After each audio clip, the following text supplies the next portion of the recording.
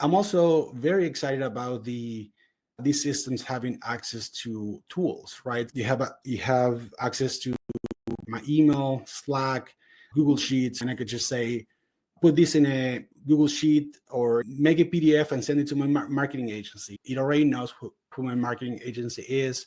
I can set alerts. So if my conversion rate drops below this threshold, post it to the Slack message or let this person know. And I think that essentially most things that you can train a person to do, you'll be able to train an AI system to do for you. And I think that you'll essentially be able to spend a lot more time doing the what I think is the fun part, interpreting data, having the judgment in terms of is recommending four different things, but I know that two of them are not relevant, so I can train you so you understand now why they're not relevant anymore, and it just makes my life easier. And I Yeah. can spend my time doing what I really love the most, which is business decisions, talking to clients, and so on.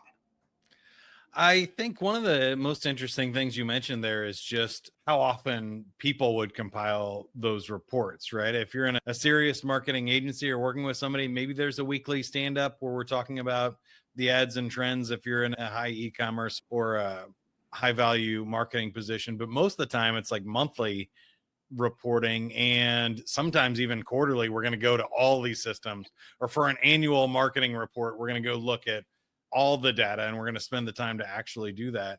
But now with AI, that can be an instantaneous real-time solution.